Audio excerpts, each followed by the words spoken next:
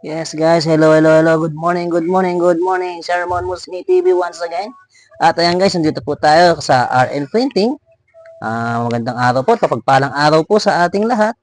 I-flex ko lang po, meron po tayong unbox po dito ulit na box po ulit.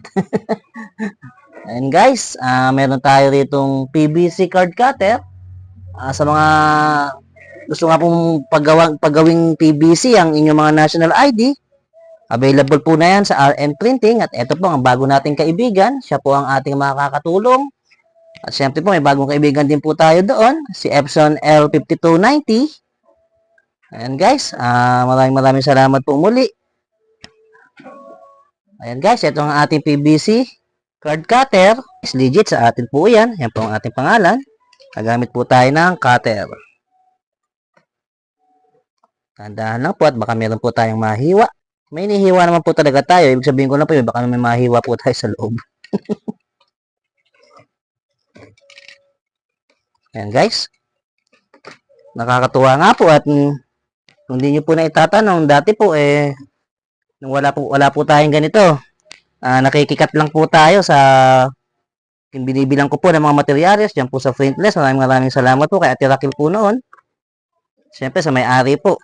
Ayan, nakakapag-cut tayo dyan. Isang beses lang naman po pero yun po napakalaking bagay na din po sa mga manggagawa sa printing ng mga walang sariling gamit.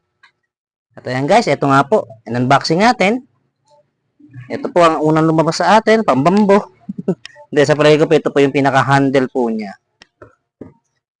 At nga guys, kung wala pa nga po tayong pambili po nito, katulad po nung dati nga po nung ako noon talagang minamano-mano ko lang po yan. Nagamitan po natin ng cutter, saka stainless na ruler. Hindi po kasi pwede ang plastic kasi pag po dumulas, masisira na po siya. Ito nga po malamang, pinaka-handle po niya. Ayan, meron pa po siyang tornilyo. Tanggalin po natin itong kanyang pinaka-styrofoam takip. Nako. Hirap talaga pag isa lang ang kamay, guys. Ayan yung matanggal. Ayan, angat lang natin. Ayun, dali. Ayan po ang kanyang loob. Ayan po ang PVC cutter. Naka-plastic po siya. At ayan guys, medyo may timbang po talaga siya. Medyo may pa po tayong ilabas. Kailangan po natin ng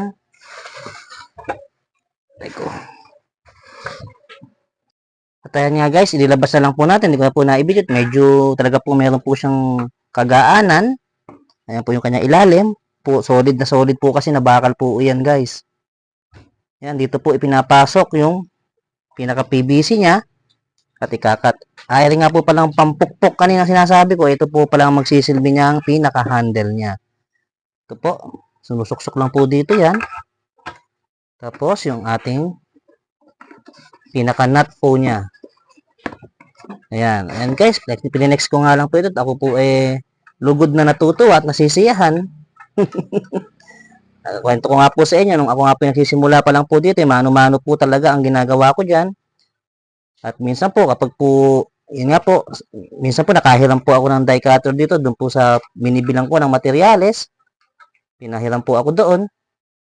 Ayan nga guys, kagaya nga po na mga nag-uumpisa pa lang, wag po kayong mahihiyang magtanong sa may mga pwesto po na malalaking pwesto na meron na pong mga gamit, kagaya po ng tarpaulin printing. Tayo po ay wala rin pong sariling machine, pero tayo po ay tumatanggap din po ng printings na sa mababang presyo din po, sa halaga din po.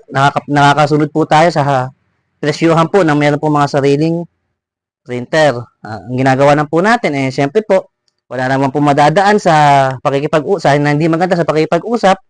Pwede po tayo makipag-usap sa mga may-ari po ng mga printingan. Pwede po tayo magsabi sa kanila na mag-offer po tayo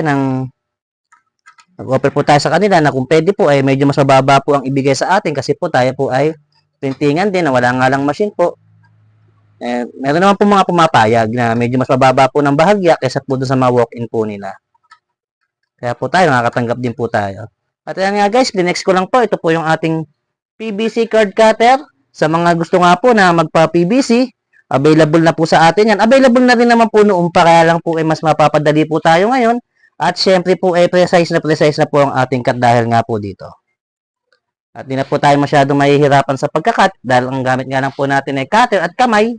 Kaya madalas, kakaroon tayo ng cardio. At ayan guys, maraming salamat po muli sa panonood. Sermon Musingi TV at your service, RN Printing po. Thank you, thank you.